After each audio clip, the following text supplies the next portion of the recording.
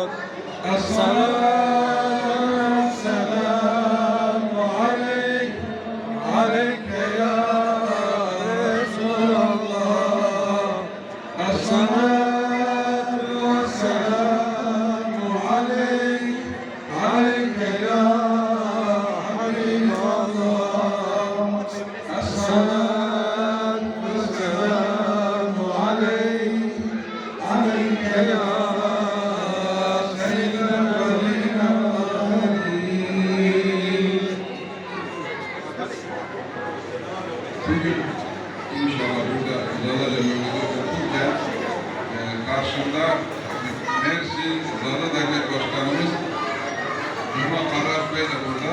Kendisini selamlıyoruz. Zala ile ilgili yapmış olduğu çalışmalardan dolayı da tebrik ediyoruz. Ayrıca yine aramızda Mersin Çeltikler Derneği kurucu başkanımız Süleyman Bahar kardeşimiz aramızda. Ona da yapmış oldukları çalışmalardan dolayı teşekkür ediyoruz.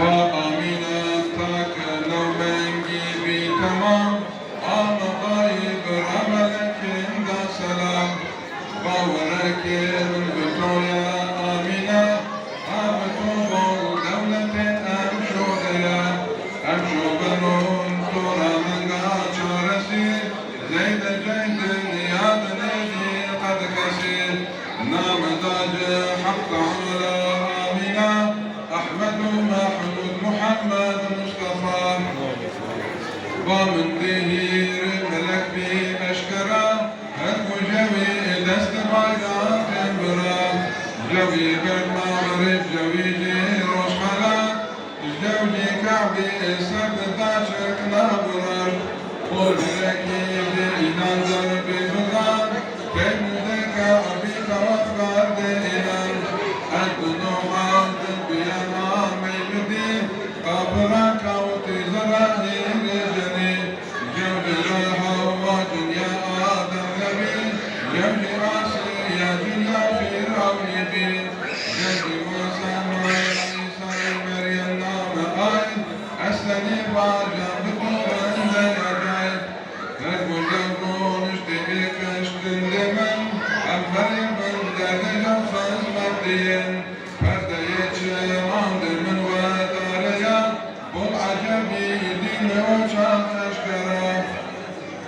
حورية جنة تبقى ماشية طاين تماشى طاين فاز مادية أبيات الشر في زين البشر من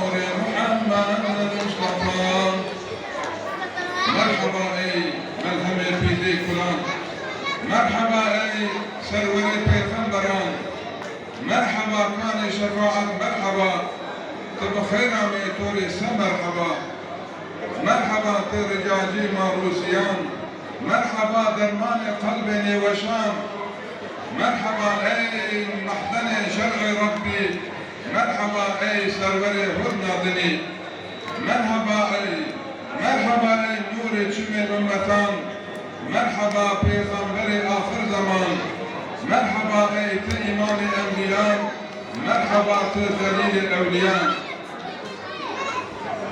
كنت واضم ونجي عببو وابوانو احمدي الصلاة الصلاة والسلام عليك يا رسول الله الصلاة والسلام